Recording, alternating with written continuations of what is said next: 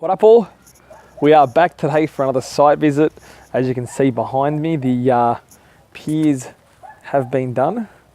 Finally, the site's finally dried up after all this rain we've had. So let's flip the camera and we'll get into it and show you a little bit closer. All right, so you can see the piers here are done. Now the way these piers, they may look like random blobs of concrete everywhere, but they're not. They are actually followed by an engineer's detail. You know, you should get this provided to you guys where you can actually see where they specify. So they will specify, you know, spacing distance, you know, 1.8, 2 meters spacing between the piers on the external. And they'll probably place them, you know, on low bearing walls. So you can just see probably over here, we can probably say that this is probably a garage wall here, returning back in there, and there's some internal garage piers just like so. You can also see they've boarded up the externals.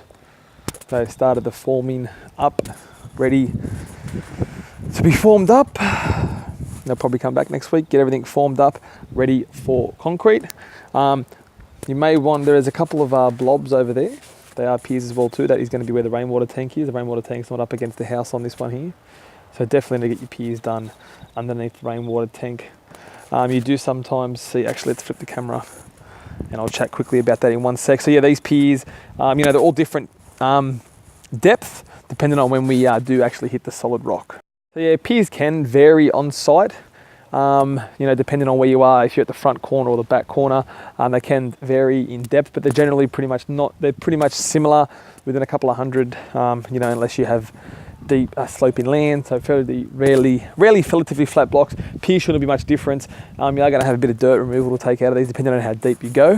What I wanted to just touch on quickly was you can see how they are piers underneath the rainwater tank slab over there. Now sometimes people may put their rainwater tank on top of a footpath and they don't actually do the slab reinforced with piers. Now, you know, I have seen photos where when this is done, you know, the slab can pull away from the main slab if it's not piered properly. So very important to make sure that the slab holding up the rainwater tank is definitely piered and you know, done properly the way it should be. All right, guys, if you know anyone who's interested in seeing the piers, if you know anyone that wants to find out a little bit more what happens underneath the slab, we'll definitely get out here and have a look at the steel before the slab gets poured. So I'll get to be able to show you that in the upcoming weeks.